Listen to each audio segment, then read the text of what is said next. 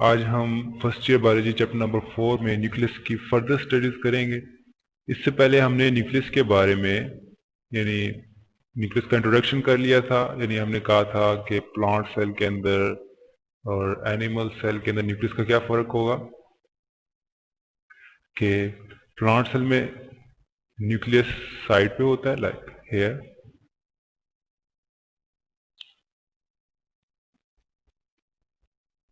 यहाँ पे साइड पे मौजूद होगा न्यूक्लियस, जबकि एनिमल सेल के अंदर सेंटर के अंदर लाई करता है। सही।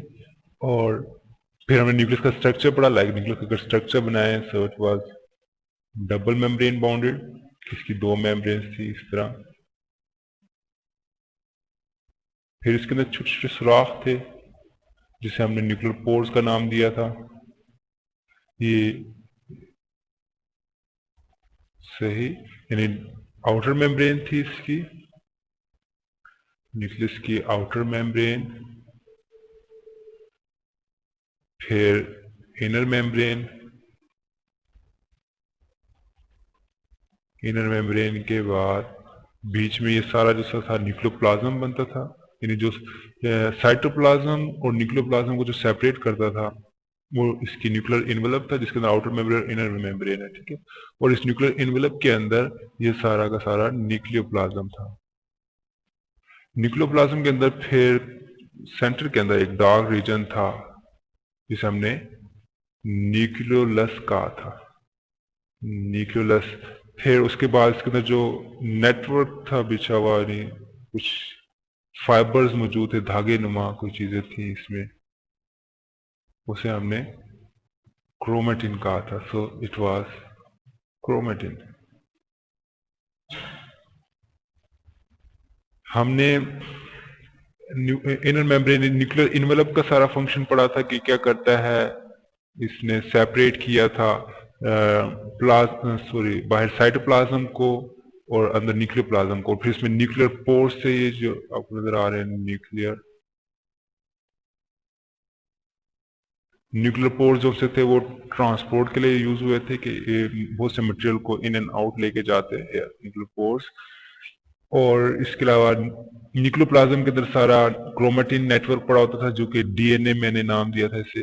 सो ये सारे वो स्टडी थे जो हम पहले पढ़ चुके हैं। सो अब हम इसके मजीद जो पार्ट्स हैं इसमें क्रोमेटिन क्रोमोसोम्स के बारे में हम आज पढ़ेंगे। सो ये न्यूक्लियस के एक और डायग्राम आपको वाज़ेह नजर आ रहा है, जिसमें न्यूक्लियस आपको सेंटर में 3D डायग्राम है, ठीक है। ये न्यूक्लियर पोर्स नजर आ रहे हैं आपको, न्यूक्लियर पोर्स, और डबल मेम्ब्रेन आपको नजर आएगी न्यूक्लियर इन्वेलप की, डबल लेयर्ड इन्वेलप। सही। और फिर ये आपको बीच में न्यूक्लियो लेस नजर आएगा, न्यूक्लियस के अंदर ये न्यूक्लियोप्लाज्म है सारा का सारा। सही। और इसके अंदर जो छोटे छोटे आपको यहाँ पे तो नजर नहीं आ रहे, लेकिन छोटे छोटे फाइबर्स होते हैं इसके अंदर, इस तरह फैले हुए पूरे न्यूक्लियस के अंदर, उसे हम क्रोमेटिन नेटवर्क कहते हैं, ठीक है। जो ऊपर भी हमने नाम लिया, ये क्रोमेटिन नेटवर्क। सो आज हम इस क्रोमेटिन के बारे में पढ़ेंगे। ये जो धागे होते हैं ये बेसिकली बहुत इंपॉर्टेंट मॉलिक्यूल होते हैं जिसे आप डीएनए कहते हैं। So basically we are going to study DNA. DNA जो है वो एक तो क्रोमेटिन की शक्ल में नजर आता है हमें, न्यूक्लियस के अंदर मौजूद होता है क्रोमेटिन। सही। और एक और स्ट्रक्चर ये बनाता है जिसे हम क्रोमोसोम्स कहते हैं। सही। जो सेल्स होता है ना, वो अगर नॉन डिवीजन फेज भी हो, अगर सेल जो है वो नॉन डिवाइड ना हो रहा हो, नॉन डिवीजन फेज अगर हो सेल की, अगर नॉन डिवीजन फेज में हो तो वो क्रोमेटिन की शक्ल में होगा। लेकिन जब सेल डिवाइड होने लगता है, जिस तरह आपने 9th-10th में पढ़ा होगा, माइटोसिस और मियोसिस होता है, तो उसके अंदर स्पेशल एक्स शेप के आपको उसमें क्रोमोसोम्स नजर आते हैं। सो डिवीजन फेज के अंदर, यानी सेल डिवाइड होने जा रहा हो, इसे मैं डिवीजन फेज देख देता हूँ, division phase. So division phase के अंदर आपको क्रोमोसोम्स वाजिया नजर आएंगे, ठीक। सो पहले हम क्रोमेटिन के बारे में पढ़ते हैं, क्रोमेटिन क्या होता है। तो इसके लिए एक और डायग्राम ये आपको नजर आ रहा होगा। तो ये एक न्यूक्लियर इन्वेलप है, डबल लेयर्ड न्यूक्लियर इन्वेलप। सही। इट वाज, इसे मैं NE कर देता हूँ, न्यूक्लियर इन्वेलप। और फिर बीच में न्यूक्लियर पोर्स हैं, और ये बीच में क्रोमेटिन आपको सैमियस या धागे से नजर आ रहे हैं। सही। फिर इनको इन्होंने अलहदा करके दिखाया है, जिसके अंदर आपको मजीद इसके अंदर फोल्डिंग्स नजर आएंगे, जिस तरह कोई धागा किसी के ऊपर लिपेटा गया हो, फोल्डिंग्स में फिर फर्दर फोल्डिंग्स हैं, इस फोल्डिंग्स को फिर रिमूव किया गया है, ठीक है। सो लास्ट के अंदर आपको डबल डीएनए हेलिक्स नजर आ रहा है, सो हियर डीएनए हेलिक्स, सही। यानी ये सोलिनॉइड फॉर्मेशन फाइबर्स होते हैं, यानी जो कि अनफोल्ड जब इसे हम करते हैं तो इनमें से हिस्टोन प्रोटीन्स निकलती हैं बाहर, हिस्टोन प्रोटीन्स के बाहर निकलने के बाद ये डीएनए हेलिक्स पीछे बचता है। यानी डीएनए जो है बेसिकली वो लिपटा होता है और लिपेट कर इसकी फोल्डिंग्स बनाई जाती हैं और तब जाकर ये क्रोमेटिन बनता है, सही।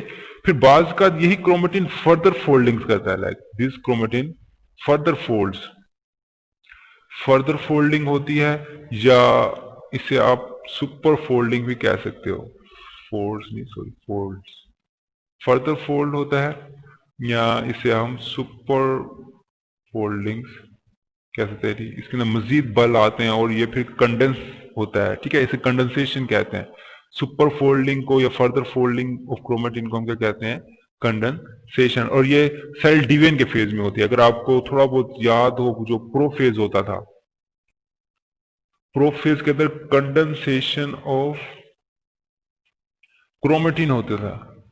सबसे पहला स्टेप होता है कि क्रोमेटिन अपने आप को कंडेंस करता है टू फॉर्म, क्या बनाएगा वो, chromosomes. So prophase which is the phase of mitosis and meiosis, यानी माइटोसिस में भी आता था ये और मियोसिस में भी, माइटोसिस और मियोसिस। सो ये दोनों के अंदर मौजूद होता था, सॉरी। सो मियोसिस और माइटोसिस दोनों के अंदर ये मौजूद होता था। और प्रोफेज में क्या होगा, इसकी कंडेंसेशन होती है। क्रोमेटिन जो थ्रेड लाइक स्ट्रक्चर, ये अपने आप को कंडेंस करके क्रोमोसोम्स बनाता है। फिर इसके अंदर ये आपको इसकी सेंट्रोमेयर नजर आ रहे हैं और ये फिर बाहर क्रोमेटिड्स कहलाते थे, जिसे हम आर्म कहते हैं, यानी दिस वाज क्रोमेटिड, सही। और ये टीलोमेयर है और ये न्यूक्लियोसोम्स, यानी ये इसकी फर्दर क्वाइलिंग हुई होती है, सही। सो यानी अगर सेल डिवाइड होगा, ये जो फेज है, ये जो इस तरफ वाला फेज है, ये सेल डिवीजन का है, यानी जब सेल डिवाइड होने जा रहा है, सेल डिवीजन। और ये सेल नॉन डिवीजन फेज है कि जब सेल डिवाइड नहीं होने जा रहा, ठीक है। यानी जब सेल ने डिवाइड होना होगा सो वो इसमें कन्वर्ट होगा, और जब सेल डिवाइड नहीं होगा तो सिंपल क्रोमेटिन के अंदर मौजूद रहेगा। सो यानी ये सिंपल डीएनए की दो शक्लें थी जिसकी बात कर रहे थे हम, chromatin and chromosomes. So chromatin कब होगा, जब सेल नॉन डिवाइडिंग फेज में होगा, और क्रोमोसोम्स कब होंगे, जब सेल डिवाइड फेज में होगा, सही। सो ये तो हमने स्ट्रक्चर्स वो पढ़ ले जो हमें नजर आते हैं। उसके बाद हम बात करते हैं, भाई ये सारे स्ट्रक्चर्स तो पढ़ ले कि डीएनए क्या होता है, व्हाट इज डीएनए। सो सबसे पहले तो बात करते हैं DNA stand for. So DNA stand for D oxy ribose nucleic acid. So it is a molecule, ठीक है, D oxy ribose nucleic acid, सही। Deoxyribose nucleic acid, so it stands for D, it stands for N, it stands for A. So DNA stands for deoxyribose nucleic acid. Okay, अब हम इसकी diagram देख सकते हैं, मसलन इस तरह का होता है डीएनए, सही। इसमें क्या क्या मौजूद है, एक तो सबसे पहले ये आपको नजर आ रही है कि डबल हेलिकल स्ट्रक्चर है इसका,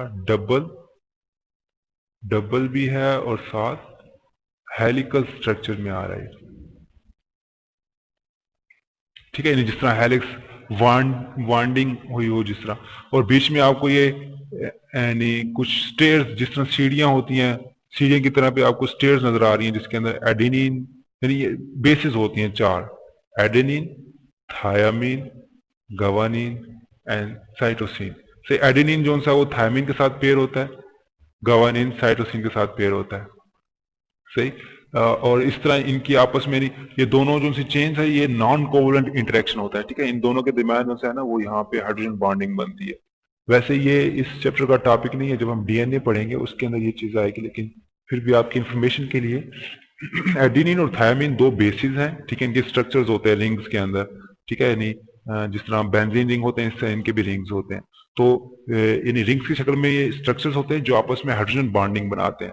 सिमिलरली गवानीन और साइटोसिन भी रिंग्स होते हैं जो आपस में हाइड्रोजन बॉन्डिंग बनाते हैं। सो यानी ये दो चेन्स जो सी हैं, एक ये वाली चेन है 1 और दूसरा ये वाली चेन, ये दोनों चेन जो सी हैं वो non covalent interaction hydrogen bonding वजह से एक दूसरे के साथ जुड़ी होती हैं। इस सारे मॉलिक्यूल को हम डीएनए कहते हैं। सही।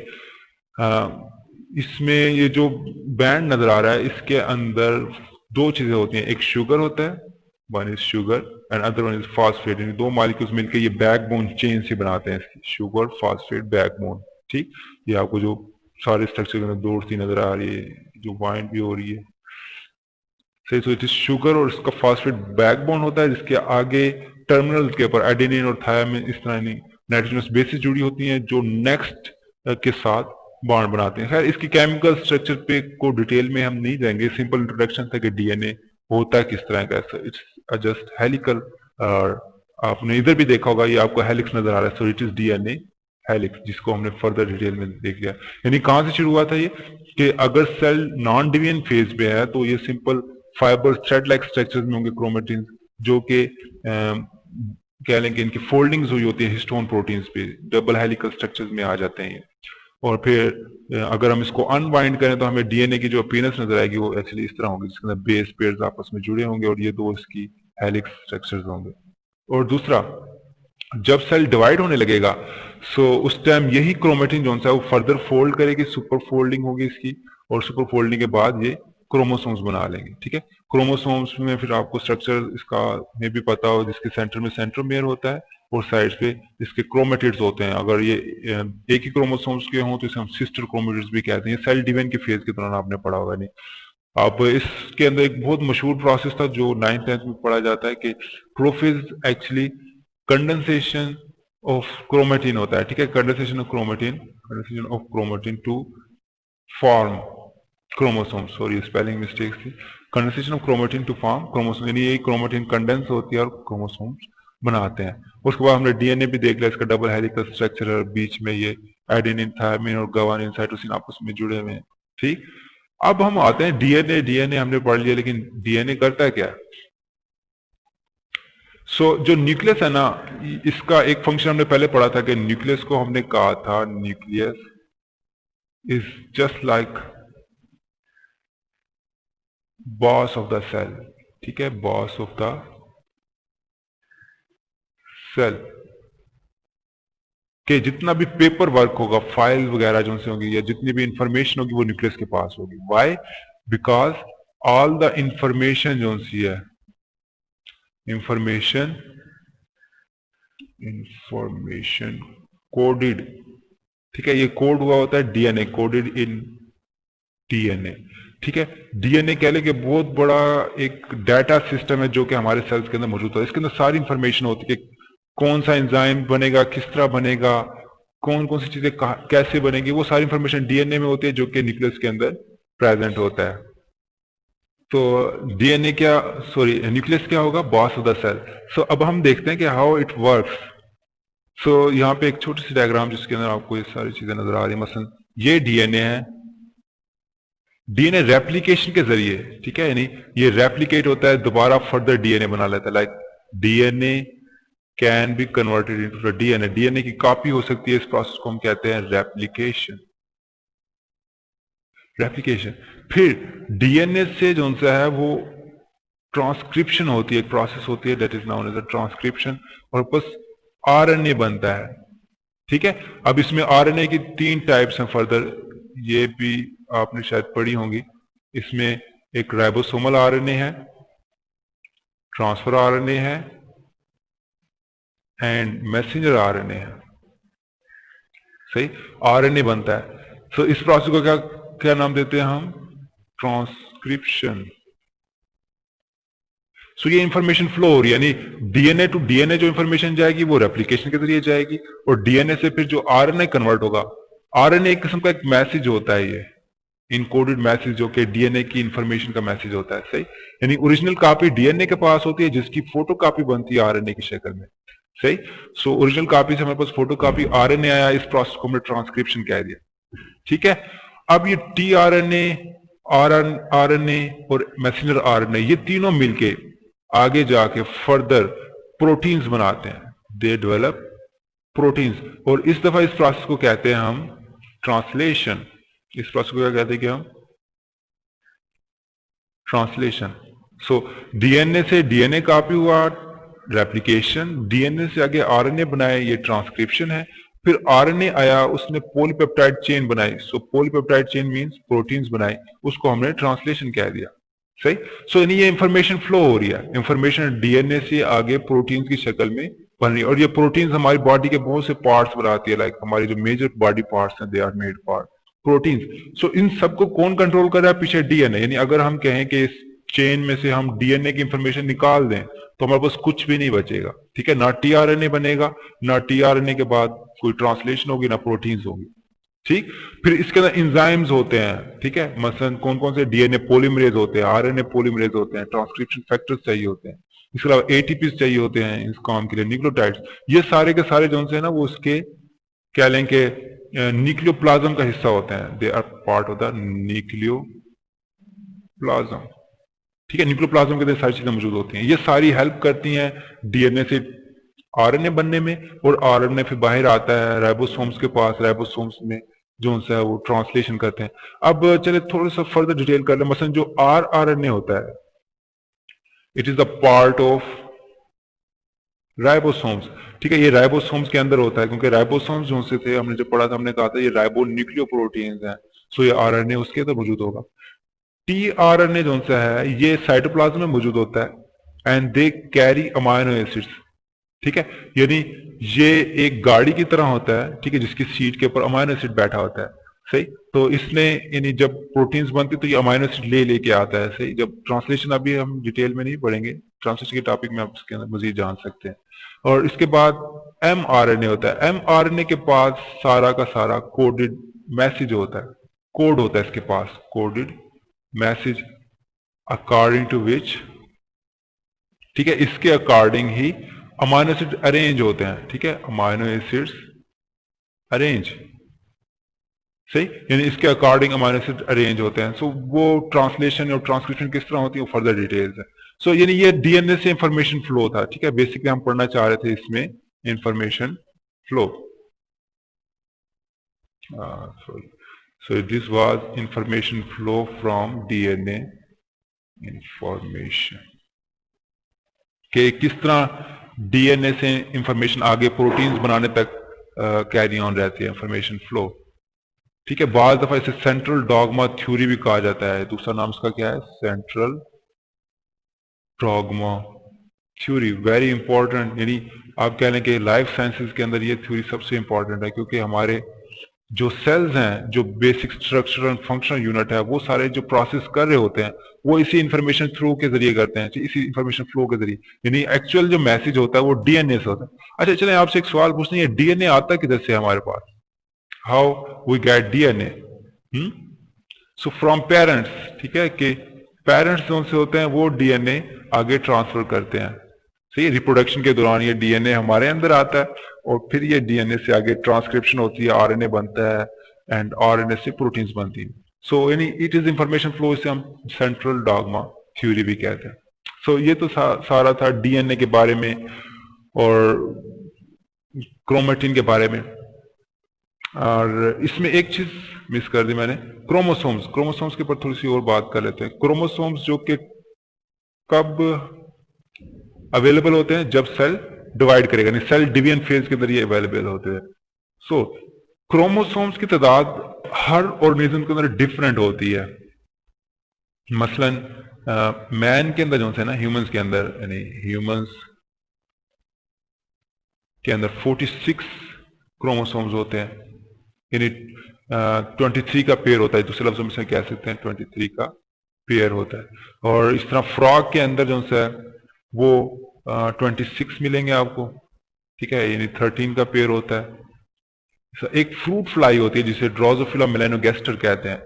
ठीक है, ड्रोजोफिला, ये इसका साइंटिफिक नेम है। और ये अपने मेंडेलियन जेनेटिक्स अगर पढ़ी हो या आपको याद हो तो उसके अंदर इसके बहुत से एक्सपेरिमेंट हुए थे, व्हाइट आई, रेड आई। सही। सो इस तरह इनके मेंडेलियन जेनेटिक्स के अंदर इसका बहुत रोल था, इसका बहुत काफी काम हुआ है रिसर्च वर्क जिसे हम कहते हैं। ड्रोजोफिला मेलानोगेस्टर के अंदर जो से है वो 16 है, यानी 8 का पेयर होता है। सही। तो क्रोमोसोम्स का पेयर होता है, मतलब ये पेयर है, दिस इज अ पेयर। यहाँ क्रोमेटिड है ये साथ इसका सिस्टर क्रोमेटिड कहलाता है, ठीक है, this one is the sister chromatid, क्योंकि ये एक पेड़ की शक्ल में इनकी ऑलमोस्ट कॉपी होती है। सो और इसी तरह कह लें कि ओनियन के अंदर जो से हैं वो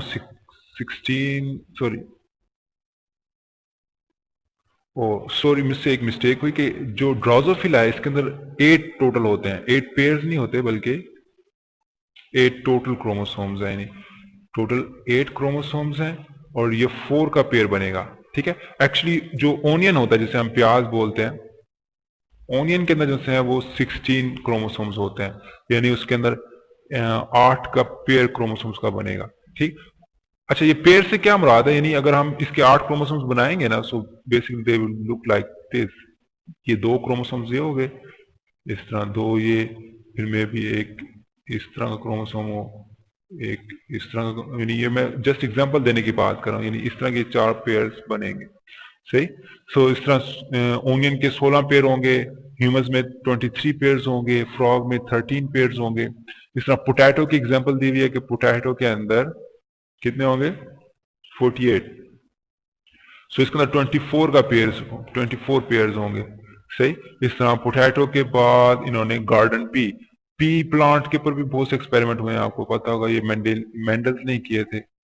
गार्डन पी उसके जो से 14 दिए हैं, सही, यानी 14 क्रोमोसोम्स हैं और ये कितने का पेयर बनेगा, 7 का पेयर बन जाएगा। सो यानी मुख्तलिफ स्पीशीज के अंदर जो क्रोमोसोम्स हैं उनके मुख्तलिफ वो हैं, क्या कहते हैं उसे, क्रोमोसोम्स, सॉरी, मुख्तलिफ न्यूक्लियस के अंदर मुख्तलिफ क्रोमोसोम्स होंगे, ठीक है, मुख्तलिफ स्पीशीज के अंदर मुख्तलिफ क्रोमोसोम्स होंगे। सो अब आपको पता है क्रोमोसोम्स जो है वो bye meiosis, this chromosomes bye meiosis जो कि सेक्सुअल रिप्रोडक्शन के अंदर आती है, सेक्सुअल रिप्रोडक्शन के अंदर आती है, यानी स्पर्म्स और गैमेट्स का फ्यूजन होगा, ज़ायगोट बनेगा, वो सारी कहानी होगी, ये ट्रांसफर होगी नेक्स्ट जनरेशन के अंदर, ठीक है, they are transfer to next generation. So इस तरह ये जेनेटिक्स वर्क करती है, सही, कि डीएनए नेक्स्ट जनरेशन में किस तरह आता है, मियोसिस से ज़ायगोट्स वो बनते हैं, स्पर्म्स बनते हैं, एग्स बनते हैं, वो फर्टिलाइज होते हैं, ज़ायगोट होता है, सारे यानी वो सारा ट्रांसफर होता है नेक्स्ट जनरेशन में। फिर नेक्स्ट जनरेशन का डीएनए आगे आरएनए बनाता है, आरएनए से फिर प्रोटीन्स बनती हैं। चीज समझ आ रही है कि किस तरह इंफॉर्मेशन फ्लो हो रही है थ्रू, आप कह लें कि सारी फैमिली हिस्ट्री में किस तरह इंफॉर्मेशन स्टोर होती है, कि जो पेरेंट्स होते हैं उनके पास क्रोमोसोम्स होते हैं, वो आगे ट्रांसफर करते हैं नेक्स्ट जनरेशन में थ्रू मियोसिस, ठीक है, फिर बीच में सेक्सुअल रिप्रोडक्शन के सारे फेजेस आते हैं, लाइक उनके ज़ायगोट बनेगा एंड सो ऑन, और फिर इंडिविजुअल तक, और नेक्स्ट जनरेशन में डीएनए इस तरह ट्रांसफर होगा, और ये फिर डीएनए आरएनए में कन्वर्ट होगा। इस प्रोसेस को क्या नाम दिया था भला हमने, ट्रांसक्रिप्शन। एंड आरएनए फिर नेक्स्ट जो प्रोटीन में कन्वर्ट होगा, इसको क्या कहा था, ट्रांसलेशन। सो इस तरह ये हमारे प्रोटीन जो से हमारी बॉडी का स्ट्रक्चर बनाएंगे, नहीं प्रोटीन हमारी सारी बॉडी बनाएंगे, बॉडी का मेकअप होगा। सो दैट्स हाउ डीएनए जो कि किधर प्रेजेंट होगा, न्यूक्लियस में, और न्यूक्लियस सारे सेल को कंट्रोल करेगा, इवन अप इंफॉर्मेशन को वो नेक्स्ट जनरेशन में भी ट्रांसफर करेगा। सो यहाँ पे हमारे सेल के चैप्टर का एंड होता है, और हम नेक्स्ट चैप्टर अगले लेक्चर्स में स्टार्ट करेंगे।